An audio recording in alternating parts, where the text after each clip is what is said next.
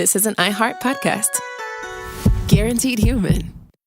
Work can be a little weird. Cringy training seminars, coworkers who won't stop talking about their plant, forgetting the mute button at an inopportune moment. We have to deal with a lot on any given workday. Sometimes it can feel hard to thrive and move forward in your career. Well, that's where LinkedIn comes in. LinkedIn helps you get ideas and insights from experts in your field, connect with people professionally, grow your network, and access tools designed to help you find the right fit for your next role. Whether you're just getting started, figuring out your next move, or looking to accelerate your career, LinkedIn is built to support you at every stage because LinkedIn is the network that works for you. Visit linkedin.com/knowstuff to learn more. Hey everybody, when you're at work, you never know when you're going to get interrupted, like when an office fire drill happens right in the middle of your presentation, or maybe construction is going on just outside your window. But with the Dell Pro laptop powered by Intel Core Ultra with vPro, no matter how many interruptions you have, your laptop won't be one of them. Yeah, with the battery that's optimized for the way you work and built-in intelligence that quiets distractions the moment you're trying to focus, your tech won't slow you down, even when you're getting bounced from an office you forgot to reserve. The Dell Pro, built for those who stay in the flow. Find technology built the way you work at Dell.com/Dell-Pro. Built for you. Introducing the all-new Mazda CX-5, featuring more connection. Hey Google, where's the nearest Pilates class? Safety that has your back. More discovery on the scenic routes. More passion in the details. And more control in changing weather. The all-new Mazda CX-5. More to move every side of you. See it in 5 films at MazdaUSA.com/5sides. Google is a trademark of Google LLC. Sequences shortened and simulated. Welcome to Stuff You Should Know, a production of iHeartRadio.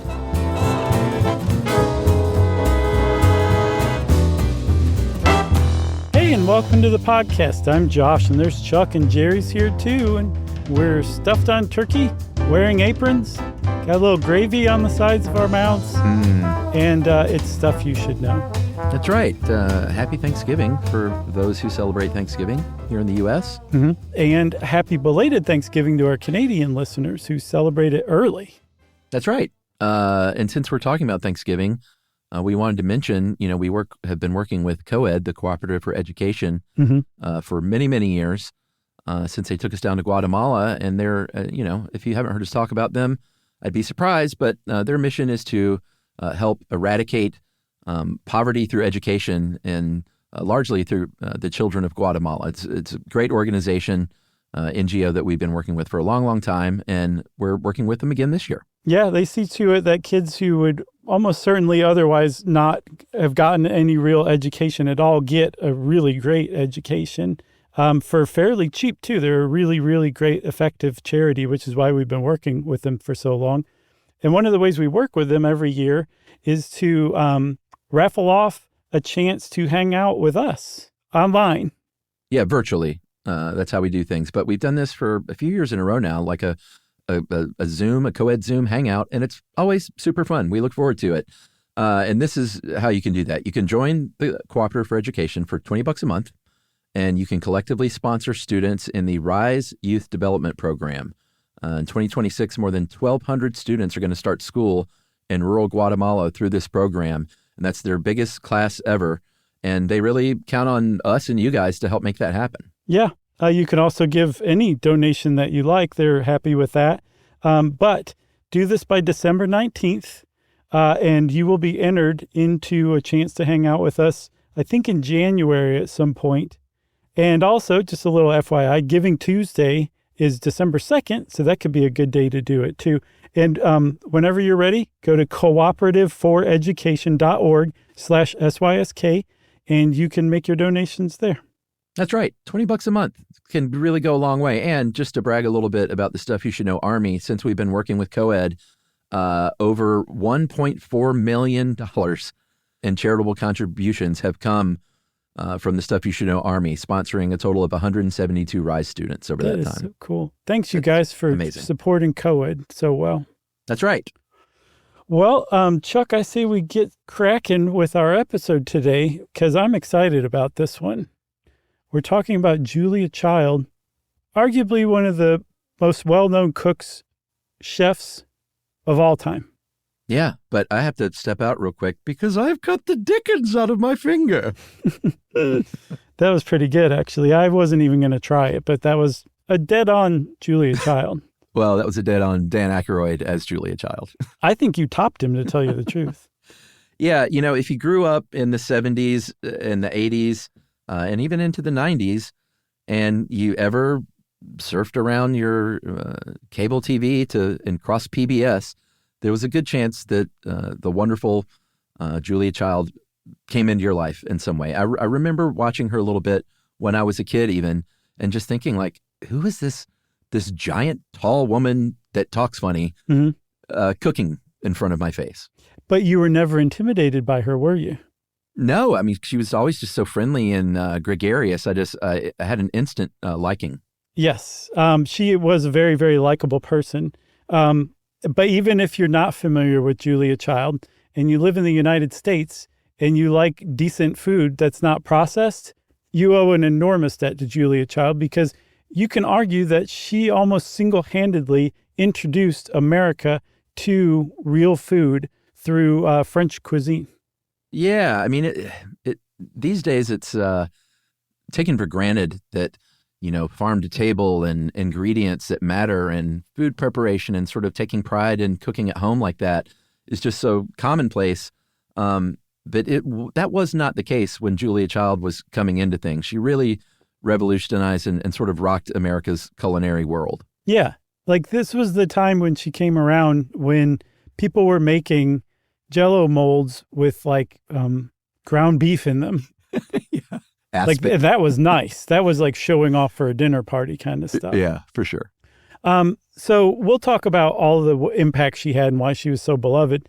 But to start, we'll go a little further back toward the beginning. And if you've ever heard her speak, you really did do a pretty good impression. A lot of people think that she was British, and she was not British. She was American. She was born in Pasadena. Apparently, her accent was one of those mid-Atlantic accents that she was taught growing up in private schools and private college, Smith College in Massachusetts. Yeah, she was Julia McWilliams. That's how she was born. And didn't have British parents either. They had some money, though. Her parents were pretty well-to-do. Her dad was a financier, and her mom was an heiress of a paper company. So she grew up with a cook in the house. But it wasn't that did it. As you'll see, she had quite a circuitous route to becoming the most famous cook in the world, and had a pretty interesting life up into that point. She really did, like a surprisingly interesting one. She was apparently a disaster in the kitchen, and really didn't start cooking until I think she was in her 40s, maybe late 30s. I saw that the closest brush she had with being a gourmand and a host was when she was the chair of the refreshment committee for the senior prom and the fall dance one year at Smith College. And that's not really much of an exaggeration. That really probably is the closest she came to being a foodie before she got into cooking later on in life. Yeah, she was a history student. She was going to be a writer. And like I said, she was tall. She was 6'2", and she was athletic. She played basketball. She played tennis. She played golf.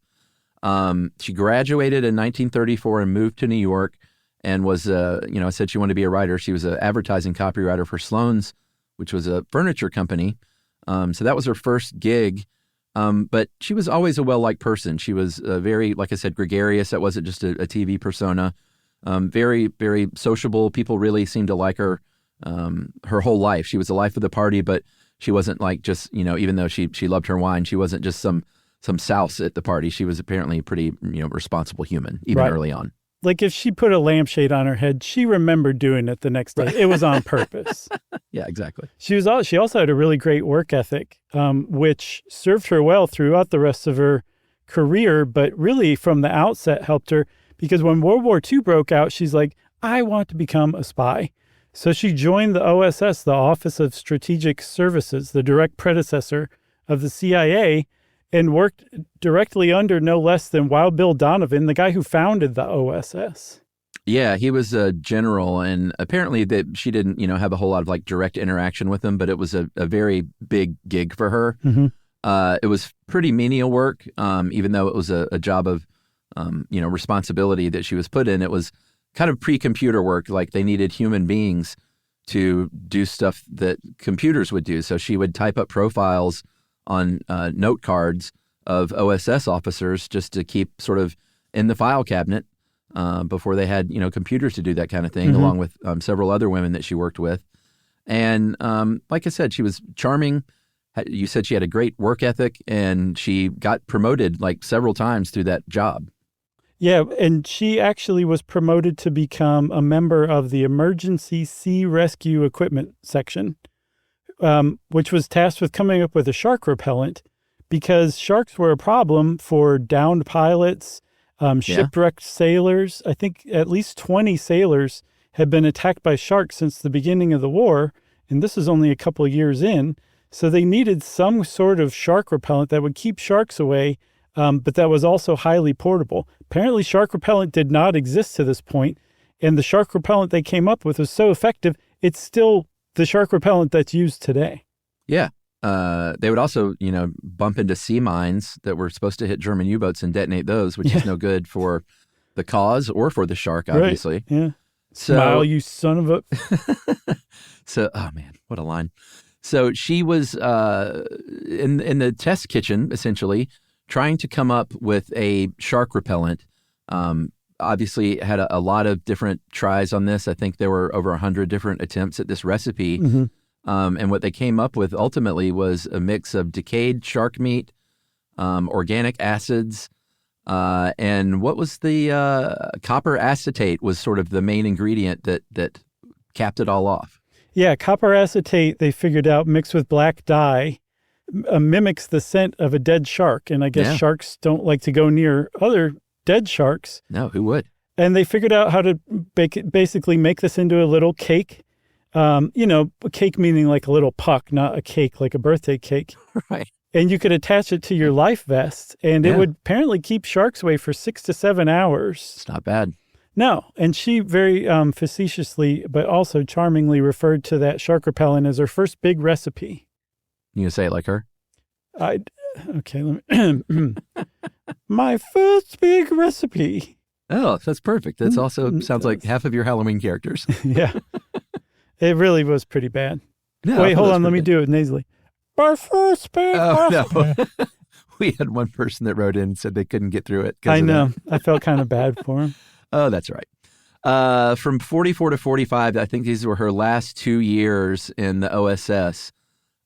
She served as chief of the OSS registry and was sent to some pretty faraway places. She went to China and Ceylon, which is modern-day Sri Lanka, and had some really top-notch security clearance. It was, she really worked her way up the ladder in the OSS. I saw that she had top secret, the highest level security clearance for that assignment, which is, it's just nuts. One thing that we'll see later on is that she's basically always considered herself a feminist, and that's a good example of that. She worked her way to the top of the OSS to have the highest possible security clearance during the 40s, at a time when women were not really... I know that women worked a lot to support the war effort, but that seems like an unusual position for a woman at the time. Yeah, for sure. All that, due to her hard work. One of the biggest things that happened, though, in the OSS was that she met her future husband, Paul Child. He was an officer, and I say that not, in like, oh, she met her husband there, so that's what matters. But she met her life partner and love of her life who helped nurture her career and serve her. And they by all accounts, they just seem like this really, really wonderful couple, like the kind that you always, want to be in yourself, that kind of relationship, Yeah, I saw from basically every source that talked about it that they were the envy of their friends. Yeah. So, they stayed together. They were married for almost 50 years, from 1946 until Paul died in 1994. That's right. And the takeaway here is they landed in France at one point in 1948 as part of his assignment in the OSS. And when they were in France, it's that sliding doors thing. Had they not gotten stationed in France, who knows if we ever would have gotten Julia Child. Yeah. because he was a foodie and she wasn't. And he said, hey, I'm going to take you out to a real French meal and see what you think. So he took her to this very famous restaurant. How do you pronounce that, Josh? La Couronne. La Couronne, which is the Crown. Mm-hmm. This is in the Normandy region along the river there in northern France. And it has been a restaurant since the 1340s. So it is legit. Some people claim it's the oldest inn in all of France. That's pretty cool. So they know what they're doing with French cuisine, which, by the way, if you don't really understand French cuisine, and I don't really claim to, I appreciate it, but it's not like that's what you, me, and I are making on Tuesday night at home yet, because I got her cookbook recently, and I'm very excited about it. But just to kind of like a little back of the envelope sketch of it, French cooking was the first cuisine in the world to be recognized as a World Heritage by UNESCO. That's how distinct and important French cuisine is. And this is the moment when Julia Child was introduced to it, this lunch at La Couronne. Yeah, and as I understand it, French cuisine, I've watched a lot of Top Chef over the years. Okay. All of it, in fact. French cuisine is very humble, very basic ingredients. It's not this fancy thing. You think of, French food, if you don't know much about it, as being like super, super fancy. But it's actually very humble with very basic ingredients, but really quality ingredients, really perfect technique, real fats, real butters, real cream. That's French cuisine, basically. It's like impeccable technique, paired with very simple, humble, but very well-sourced ingredients. Well put. I hope so. Made by Frenchies. You forgot that part. Yeah, generally. So at this lunch in 1948, her first French meal, she had oysters, all right, poulet fumé wine, which is the official Sauvignon Blanc, okay, and sole meunière. Meunière means miller's wife. So like you were saying, humble, simple dishes. It's sole fish that's floured and made with capers, lemon, butter, parsley, and not much more. And she said that first true culinary experience, there's a few quotes I think we should trade off with. Okay. She said that it was an opening up of the soul and spirit for me, that first meal. It changed her life quite literally. Yeah. She also said it was a kind of coming to Jesus. And what else? She said it was the most exciting meal of my life. Yeah. And then that dish, that Dover sole that, it's fried fish. You flour some sole, fry it up in some butter, put some, I think the lemon and parsley and capers is part of any, what is it? The meunière? Meunière?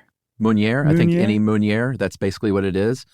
But a very simple dish, and that became one of her big signature dishes. Yeah. You put a little ketchup on there, you're in hog heaven. Oh, man, you and my daughter. So because she was moved by, she likes ketchup, huh? Oh, God, it's so annoying. She's very cool. We have a lot in common. It gets her to eat some stuff she wouldn't normally eat. So that's good, I guess. Like broccoli?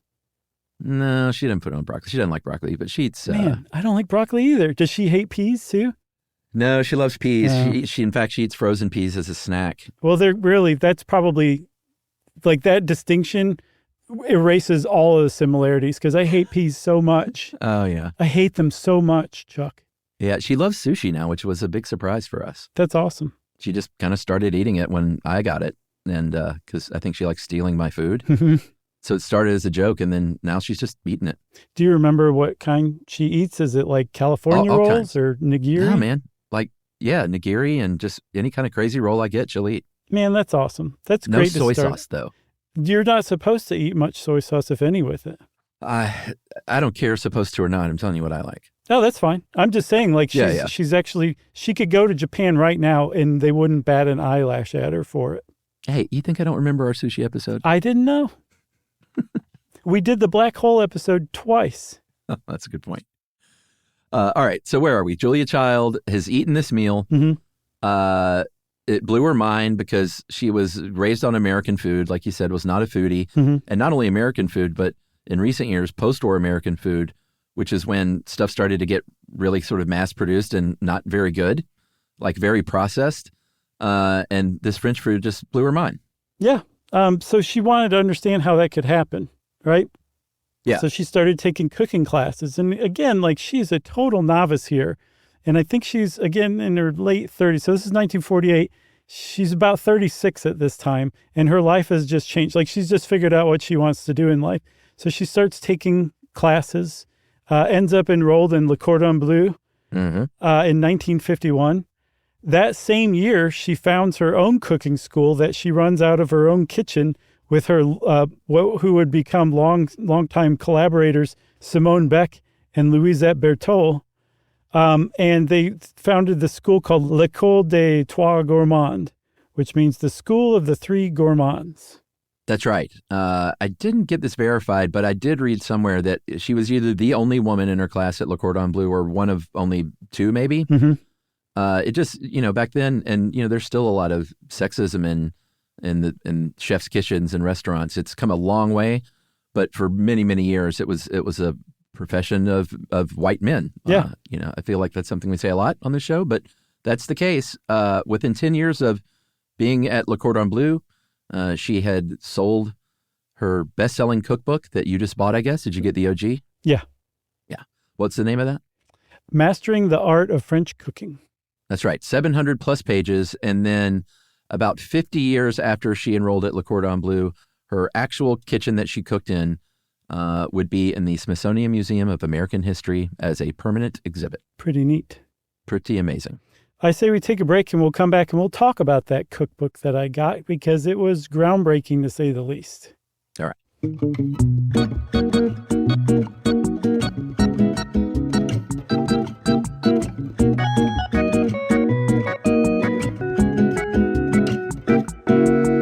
Learning stuff with Joshua and Charles. Stuff you should know.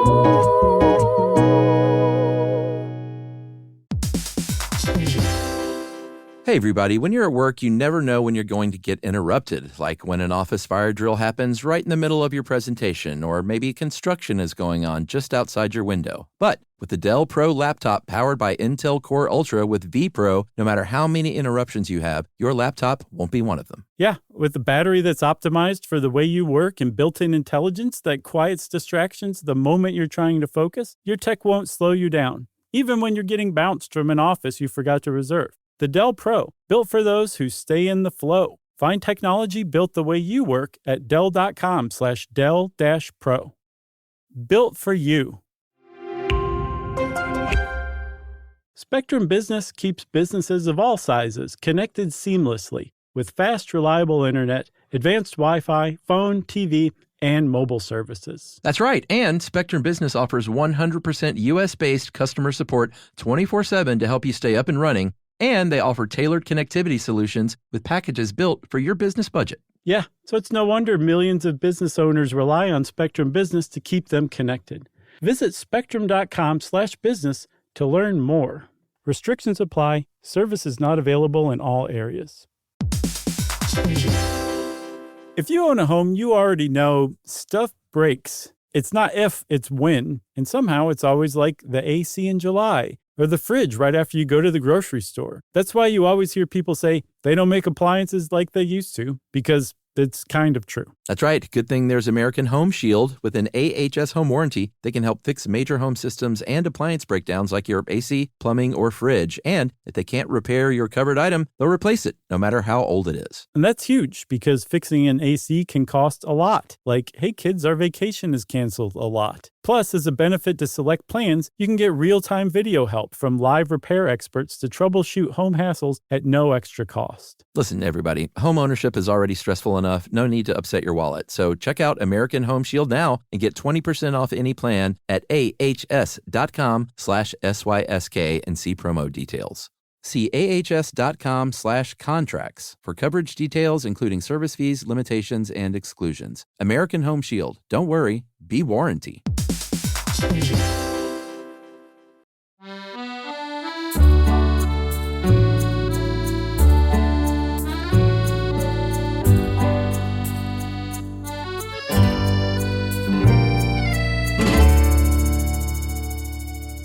So, Chuck, you said you mentioned the Mastering the Art of French Cooking, this cookbook that Julia Child made with Simone Beck and Louisette Bertholle. And it was designed specifically for America, for the United States, to introduce them to French cooking. And up to this point, cookbooks were basically like, take a little handful of flour and throw it at, the elf that's helping you, and put a little oil in there and fold it together, and voila. Yeah. Like, they were not very helpful, and they assumed that you already had some sort of training, maybe apprenticeship, something like that. Mm-hmm. The Mastering the Art of French Cooking did the exact opposite, because having not that long ago been a total novice, Julia Child realized what people who are being exposed to this new way of cooking, new foods, new techniques, new ingredients would need to know. And that was essentially everything. So they laid out everything that you would need to know to make these recipes in this cookbook, training anyone who bought this cookbook on French cuisine.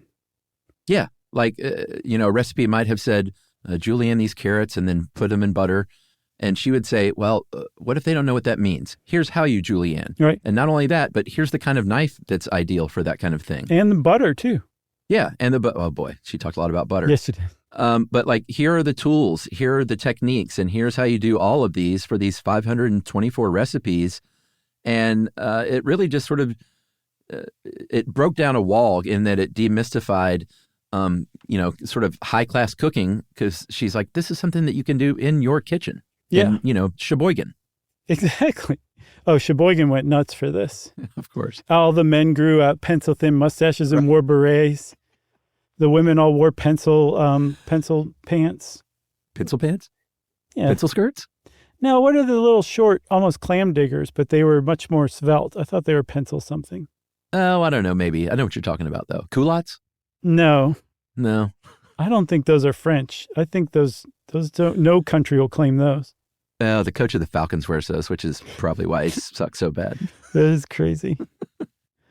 So on the book, where she's demystifying the process and talking about quality ingredients and quality fresh herbs and high quality butters and good meats, you would think that'd be like a slam dunk, because they would say no one's ever done anything like this before. But it got rejected, like most success stories in the book world. There's usually I got rejected by like 8 publishers. And she got rejected quite a bit before she finally landed with an editor named Judith Jones at Alfred Knopf Publishing. So Judith Jones was already a legend by this time, because just a few years before, she'd kind of discovered this obscure French book and recognized how important it was, and had it translated in English and published it as The Diary of Anne Frank. So she was Not the bad. editor who got The Diary of Anne Frank out to the English-speaking world. So she already had a pretty great nose for this kind of thing, and she recognized that in Mastering the Art of French Cooking. Not that it would be as important necessarily as The Diary of Anne Frank, but not necessarily that it would be that far behind as far as changing the world goes, or at least the United States. Yeah. God, man, we should do a short stuff on Judith Jones. Okay. Can you imagine like walking into any publishing event? She's like, by the way, Diary of Anne Frank and the art, the mastery of French cooking. What is it? Mastering the Art of French Cooking. Yeah. Yeah. She would say it better than that. She'd say both those were mine. Those are mine. We should also do an episode on Anne Frank sometime. Yeah. I'm surprised we haven't actually. I am a little bit too. Yeah. Let's do that. So one of the other things that made the cookbook finally successful when it did get published, and boy, was it successful. I saw in one place that it spent 5 years on the bestseller list, but I couldn't find any other place to verify it. It's still worth mentioning. But we were on there for 2 weeks. We sure were, buddy. I think more than that, actually. I think it was 2. Okay. Well, let's say 2.5. We'll split the difference. But Frenchiness was very chic at the time. Yeah. There was a French chef in the White House kitchen. Of course, you mentioned Audrey Hepburn and wearing those French clothes, French designers. Jackie Kennedy was as well. Pencil pants. That French wine was starting to be a thing at a time when, again, now wine is so popular, but it wasn't that hugely popular in the United States at the time. So French wine kind of became a thing. Yeah. And the first volume was so successful, a few years later, I think 9 years later, in 1970, they released volume 2, which had another 257 recipes. And apparently you can spend up to $10K. Actually, I saw more than that to buy a signed volumes, 1 and 2 together. Oh, wow. Of the first edition. That's awesome. Yeah. I mean, they became Bibles for cooks in America. And again, it wasn't like people were already primed for this. This is what made people primed to consider cookbooks Bibles in their kitchen in the United States. Yeah. And Judith Jones, also the Bible. That's right. She helped write it. So everyone's probably saying like, yeah, this book's great, but what about television? Because that's where I remember her from my childhood. Mm-hmm. Here's where we get to TV, because she moved around Europe during the 1950s with her husband, Paul, came back to the States in the 60s. I believe they had come back before on some, I don't know if you want to say visits, maybe some forced visits, when her husband, Paul, was called for the blacklisted McCarthy hearings. Mm-hmm. So that was a thing. I don't think he got in trouble, though, right? No, they were friends with a woman who was a suspected communist in the government, and they wanted to know about her. Right. So they brought him in. But they ultimately landed for good in Cambridge, Mass. And when she was, promoting her cookbook, Mastering the Art of French Cooking, I finally got it. She went on PBS at WGBH there in Boston for a book review show called I've Been Reading, ellipses. And she was just doing a little demonstration on how to make an omelet. She brought everything with her, her little hot plate and saute pan, her tools, and her eggs. And everyone loved it. Everyone was like riding into the station saying like, this woman that you had on cooking that omelet was funny and gregarious. And we just loved her. And we also learned something.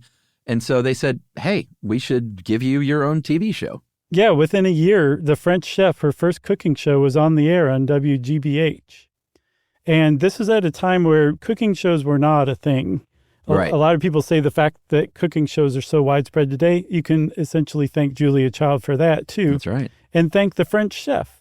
It had a 10-year run, and because it was a PBS joint, other PBS stations around the United States picked it up. It made its way to Europe and the UK via the BBC.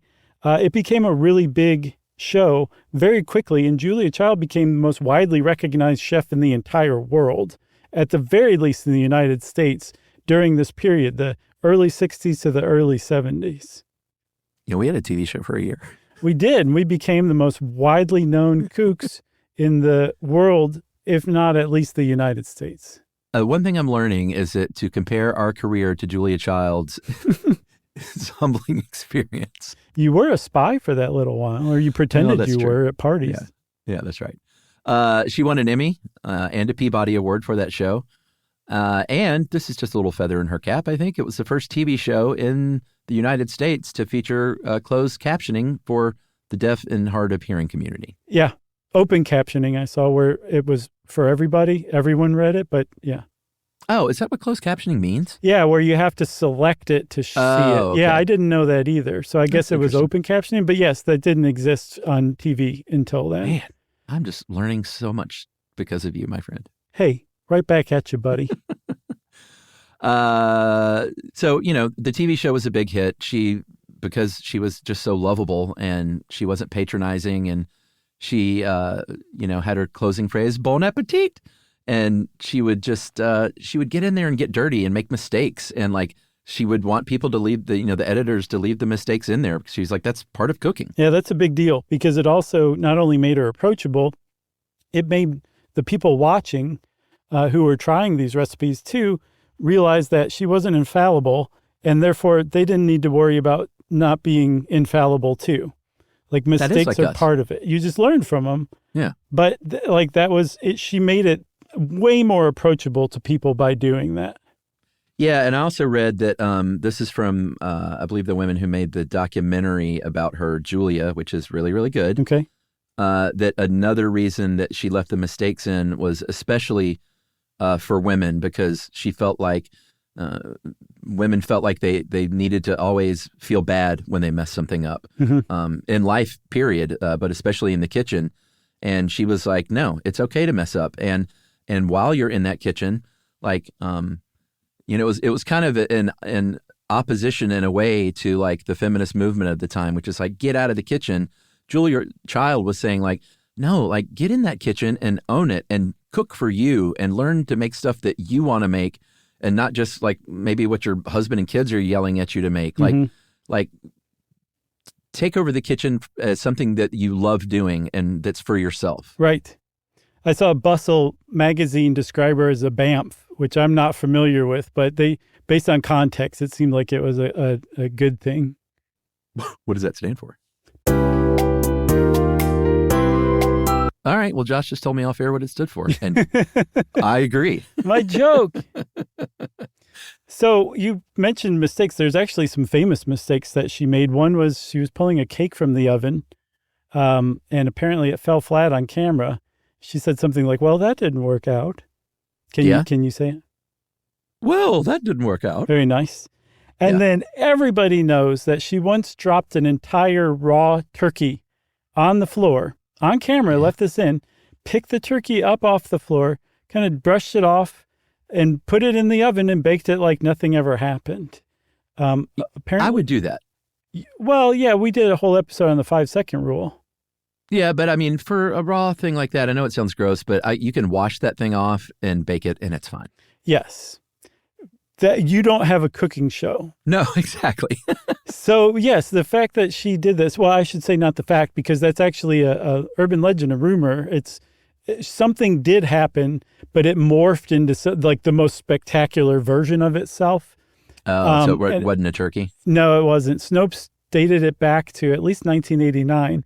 But she once, the closest they could find was that she was flipping a potato pancake and flipped it out of the pan onto the countertop, and it crumbled. Yeah. And she said, I think she said, when you're in the kitchen, nobody can see you. And she pushed it back together and put it back in the pan and cooked it. Yeah. I love that, because that's how it goes when you're cooking in your house. You know? Yeah. I've never not flipped a potato pancake onto the countertop. She had, a string of successful cooking shows after that first one, all the way from the 70s through the 80s into the 90s. I believe she had 12 Emmy nominations total and 7 wins. Mm-hmm. And by the time she got into the 1990s, they were shooting that show in her home kitchen in Cambridge. Her husband, Paul, designed this kitchen that was like part kitchen, part TV studio. And, just so they could spend time at home. And he was heavily involved. Apparently, at times, he was on the floor with cue cards, and he helped design the original patch for the 3 Gourmandes that when she worked with the other 2 chefs. Mm-hmm. And so they were really a sort of a power couple working together to enrich her career. Yeah.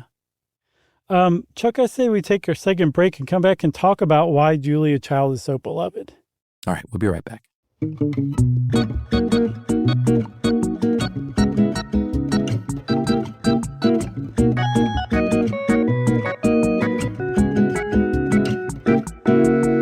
Learning stuff with Joshua and Charles. Stuff you should know.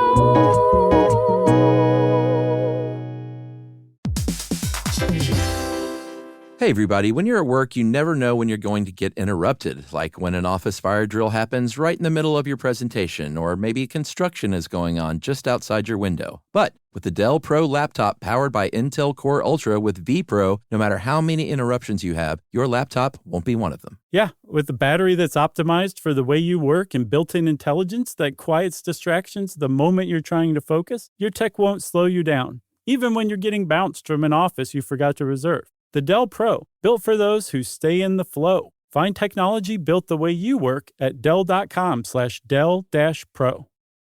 Built for you. Spectrum Business keeps businesses of all sizes connected seamlessly with fast, reliable internet, advanced Wi-Fi, phone, TV, and mobile services. That's right. And Spectrum Business offers 100% U.S.-based customer support 24/7 to help you stay up and running. And they offer tailored connectivity solutions with packages built for your business budget. Yeah, so it's no wonder millions of business owners rely on Spectrum Business to keep them connected. Visit spectrum.com/business to learn more. Restrictions apply. Services not available in all areas. If you own a home, you already know stuff breaks. It's not if, it's when. And somehow it's always like the AC in July. or the fridge right after you go to the grocery store. That's why you always hear people say they don't make appliances like they used to, because it's kind of true. That's right. Good thing there's American Home Shield with an AHS home warranty. They can help fix major home systems and appliance breakdowns like your AC, plumbing, or fridge. And if they can't repair your covered item, they'll replace it, no matter how old it is. And that's huge because fixing an AC can cost a lot. Like, hey kids, our vacation is canceled a lot. Plus, as a benefit to select plans, you can get real-time video help from live repair experts to troubleshoot home hassles at no extra cost. Listen, everybody, home ownership is already stressful enough. No need to upset your wallet. So check out American Home Shield now and get 20% off any plan at ahs.com/SYSK and see promo details. See ahs.com/contracts for coverage details, including service fees, limitations, and exclusions. American Home Shield. Don't worry, be warranty.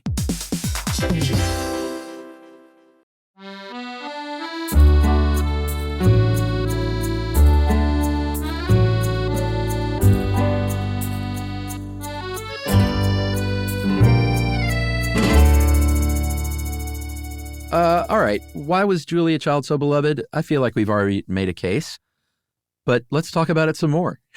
All right. I mean, we've covered some of it, but not all. A big one is that she introduced fresh ingredients to America. This is really we hit on this, but it's worth saying. This is a time when people were using canned soup as an ingredient, not just the canned soup, right? So everything was very processed. And she insisted on fresh ingredients. Like there was no way around it. You had to use these, or else these things weren't going to turn out very well. But at the same time, she also said, like, you need to let the food stand on its own. Like, yes, you want herbs, but you want the herbs to complement it. You don't want the herbs to cover up. You don't want to use a bunch of A1 on your sole meuniere.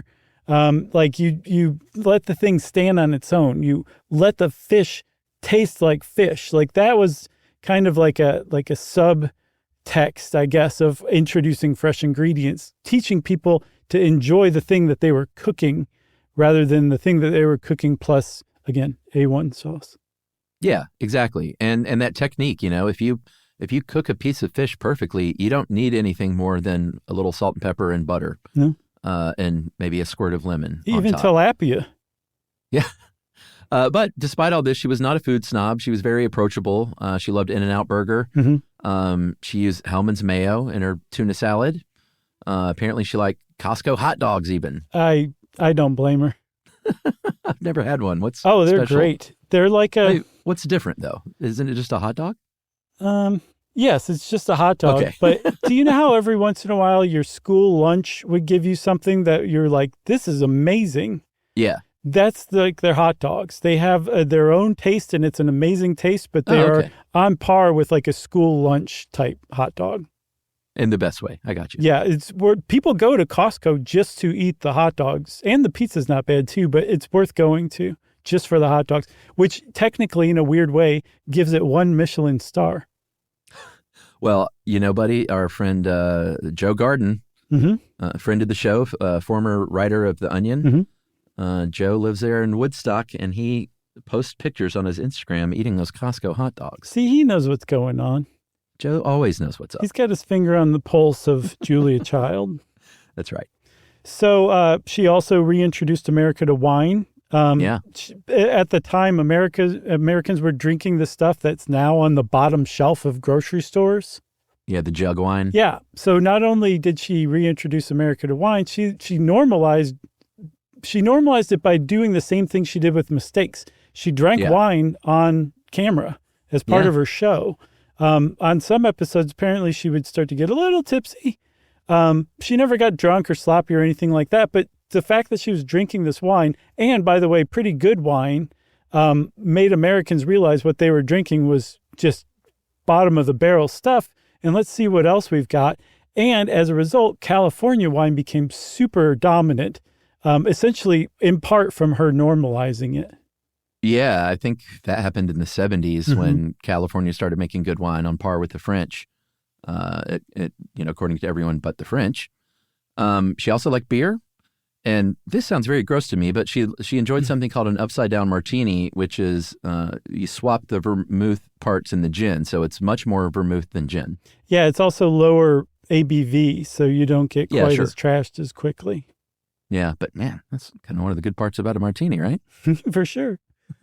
She also had a really great sense of humor. Apparently, another long-standing rumor that sometimes fans would confront her with, they were like, I remember that time you drank wine directly out of the bottle on one of your episodes. And that apparently never happened either. It was just the extreme version of what she was actually doing, which is drinking wine out of a glass. But she said, I would never do that on television. Right. Yeah, and, I opened with the Dan Aykroyd bit. If you didn't know what I was doing, it was a very famous SNL sketch from back in the day in '78 where Dan Aykroyd portrayed Julia Child, where he cut the dickens out of his finger. And, blood's just going everywhere. Of course, they had the blood pack just squirting blood all over everything. And he was a big fan, apparently. And there was a real incident, I think about a month before that sketch, where she was working with Jacques Pepin on Tom Snyder's Tomorrow Show, where she had cut herself pretty bad, and I guess that was the inspiration for that. She also apparently was very proud of that sketch and thought it was hilarious. Yeah. So she kept a videotape of it and would show people sometimes. And then at a really particularly fun, enthusiastic dinner party, she might act it out like word for word by heart. Can you imagine? Oh, I would have loved to have seen that. Yeah, incredible. She was also super charming and funny on TV appearances, but particularly Letterman. You can watch compilations of her on Letterman. She could hold her own against Letterman, no problem. Yeah, you sent me that one clip. I actually think I remember seeing that in high school, but Letterman was, I love Letterman. I felt like he was not being too kind about the food. Sometimes he's cranky. Yeah, so I felt a little bad for her in that she was serving him kind of a version in this one of a tartare. What do you call it? Yeah, of a steak tartare, but it was with ground beef and melted cheese, and he just sort of kept making fun of it, and then he spit it out. And at the end, I think she said something that kind of made me feel bad. She was like, well, maybe next time I can serve something you like or something like that. Well, she used an acetylene torch to melt the cheese, which is pretty hilarious. I had the impression that they didn't have the equipment she needed to make a burger, so she made the most out of it. Oh, interesting. Well, using a torch is very commonplace in kitchens now, but Dave made it, I guess back then it was unusual because Dave was thought it was the weirdest thing he'd ever seen. For sure. Yeah. One other thing we mentioned, too, that we have to touch on is she was known for her love of butter. Mm-hmm. She taught America to cook all through the decades where America started to become health conscious and fat-free and all that stuff. And so she would become criticized for pushing things like real butter on people. And she would say things like, well, if you're afraid of butter, use cream instead, which is at least as bad as butter. And her whole thing was, like, yes, you shouldn't just be gorging yourself on butter all the time. But if you're going to make a meal, use the real butter and enjoy every bite of it. Like, that's the point, is enjoying every single bite of this stuff, not enjoying every single bite until you start eating mindlessly because you eat this 10 times a day, right? Yeah. And she quoted Oscar Wilde, which I thought was great. But she said, everything in moderation, including moderation. That's a great quote. I think so too. I got a little kitchen tip. If you're health conscious and you're thinking like, I don't want to use a lot of butter, I use olive oil or whatever, use that olive oil, but you can also throw in like one pat of butter in with that olive oil. Mm-hmm. You can mix those two things and it's great. For sure. And it adds just a little unctuousness that olive oil won't give you. I love that. Yeah. And don't forget the A1. My friend Clay still loves that stuff. So, well, it's classy. Yeah. I mean, it's a very specific taste. I love that tart, tangy A1. I just don't use it. So, Chuck, we talked about volumes 1 and 2 of Mastering the Art of French Cooking. We should say, in addition to the string of successful TV shows, she had a bunch of cookbooks, but these were her 2 classics. And put together 781 recipes between the 2 of them. But if you go on to food sites and you look up something like Julia Child's Best Recipes, some of them kind of percolate to the top where you see them on just about every list. And I think that we should go over a few of those starting now. Yeah, for sure. If you've ever seen the movie Julia and Julia, did you see that? I haven't. I heard it was great. It's really good. That is the story of a woman named Julie Powell who I think was sort of felt lost in life and wanted to dive into this project of cooking every recipe. Mm-hmm. I think she had a blog or something maybe. It was a really good movie, though. Amy Adams played Julie Powell, who very sadly passed away a few years ago at the young age of 49. Oh, wow.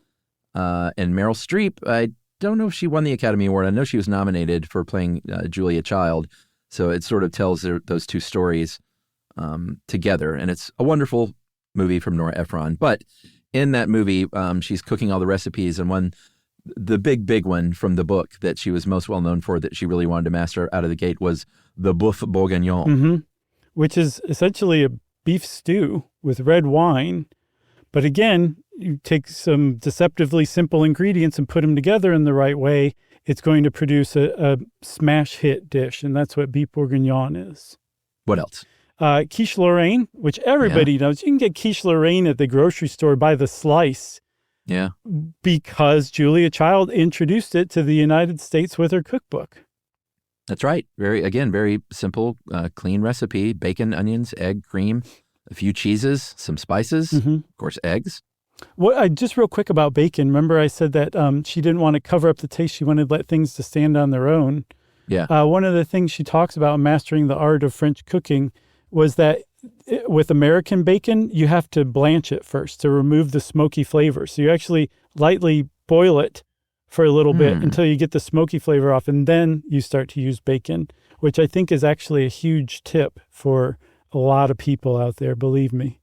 If they don't like smoky flavors, I guess. But the problem is the bacon smokiness is going to take over. Like that's all you're going to taste. Whereas if you can get rid of that smoky flavor, then you're in hog heaven, as she always said.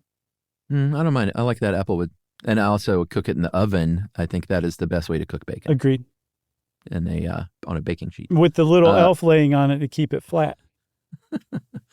What about a cassoulet? That's a very classic French dish. Yeah, it's pork and beans, poultry, sausage. There's a dark brown crust on the top of the whole thing. She had a great quote about that.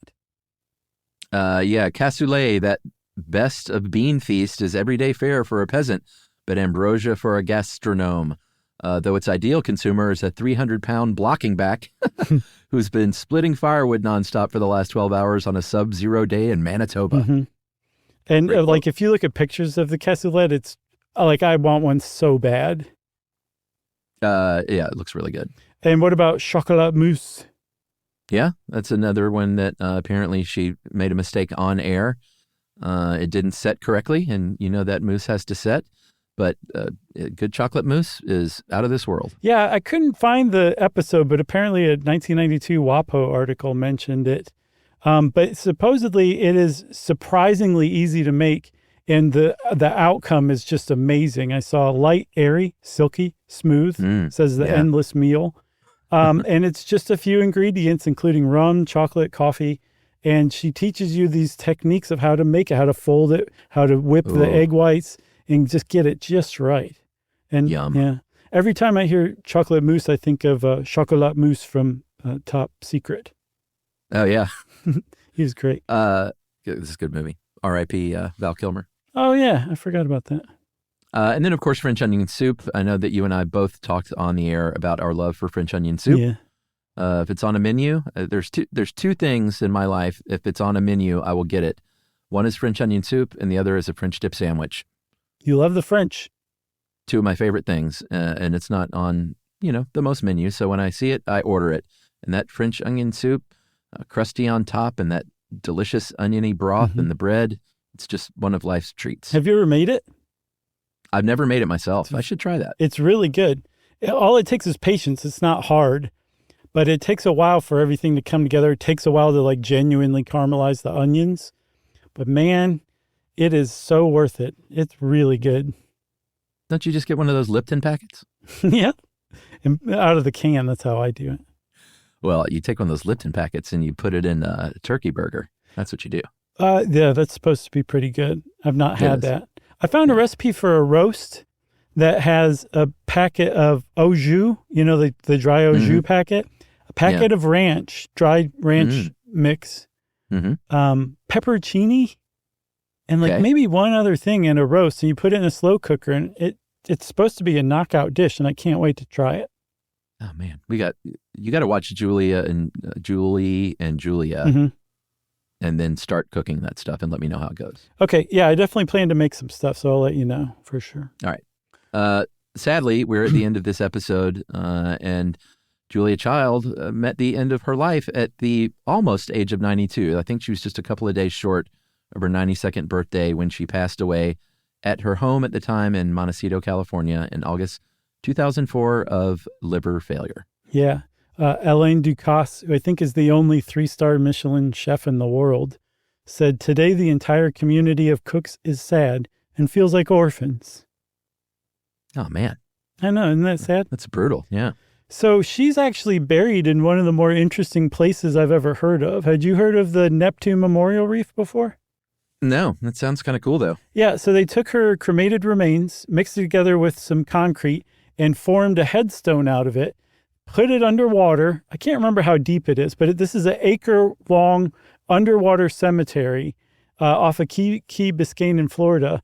That's and crazy. On the headstone, again, made from her cremated remains, there's a plaque with a knife and a fork inscribed on it and a quote from her, "Fat gives things flavor." I love it. Yep.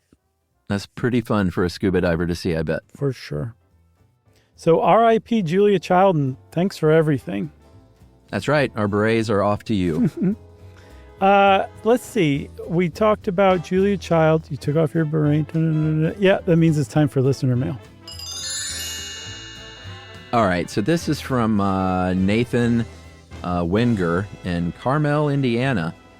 And Nathan went through the trouble of calculating how many Olympic pools deep and how many Big Macs we are. Okay. As a show. He says, "I love nerd math, so I did some calculations. Using my trusty search engine, I found out there are over 2,600 episodes of Stuff You Should Know. We're just going to use 2,600 to make it simple," he says. Okay. All told, the average length is 45 minutes, which that makes me feel good because that's what we're shooting for. Yeah. He said, that seems low though, so I'm going to adjust it up to 55. I think these days it's 45. They used to be longer, so that's probably what he's witnessing. Okay. At average conversational speed, humans speak about 130 words a minute, so you guys do a great podcast, and as pros have honed your conversational skills to not be fast nor slow, so I'm going to stick with that median figure. Thanks. The average number of letters per English word is 5, but since you often talk about subjects that require words like spooktacular and hinterkaifeck, I'm going to up your average to 6. And finally, we're going to convert your speech into inches based on the size of a standard size 12 font, which is 0.167 inches. Man, I love this stuff. Yeah. So based on all that, we can get inches per word, 1, inches per minute of speech, 130, inches per episode, 7,150, total episode inches, 18,590,000, and total episode feet, which is 1.549167 feet. That equates, so one episode of Stuff You Should Know equates to the depth of 238,333 Olympic swimming pools. Wow. A bit short of Josh's estimate of 10 to 15 million. And for the sake of transparency and Chuck's liking, that is 7.745 and change million Big Macs at an average of 2.5 inches per burger. Woo! Man, who is this? This is Nathan Wenger, or Wenger. Okay. I'd say Wenger. I think it's Winger in the tradition of Kip Winger. Well, it's W-E though, so that's Nathan. He's in Carmel, Indiana. That's a lot of work to go through, Nathan. Yeah, Nathan, I could tell you're a true fan with that little trusty search engine aside. I caught that. I love it. Thank you for doing that. I always wanted to know how many Big Macs we are and Olympic pools, so thanks a lot, Nathan, and happy Thanksgiving to you. And happy Thanksgiving to all of you out there, including our Canada friends. And if you want to send us an email like Nathan did, send it off to stuffpodcast@iheartradio.com. Stuff You Should Know is a production of iHeartRadio. For more podcasts from iHeartRadio, visit the iHeartRadio app, Apple Podcasts, or wherever you listen to your favorite shows.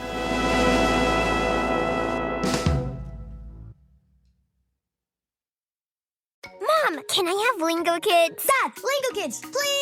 When did we become the Lingo Kids house? No idea. Last week it was dinosaurs. This week it's... Lingo Kids! Why Lingo Kids? Because it's the best thing ever. We can play games with astronauts, wild animals, and superheroes. With more than 4,000 interactive games, songs, and shows, Lingo Kids is the #1 entertainment platform for young kids. So, no dinosaurs? And dinosaurs. Lingo Kids. Everything kids love. Download it for free.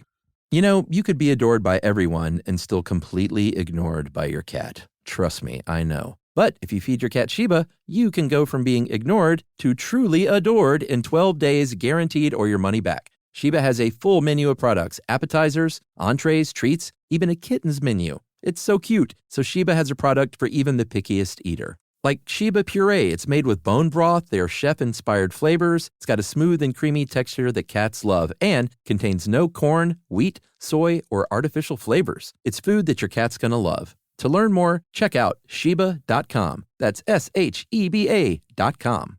Introducing the all-new Mazda CX-5, featuring more connection. Hey Google, where's the nearest Pilates class? Safety that has your back. More discovery on the scenic routes. More passion in the details. And more control in changing weather. The all-new Mazda CX-5. More to move every side of you. See it in 5 films at MazdaUSA.com/5sides. Google is a trademark of Google LLC. Sequences shortened and simulated. This is an iHeart podcast. Guaranteed human.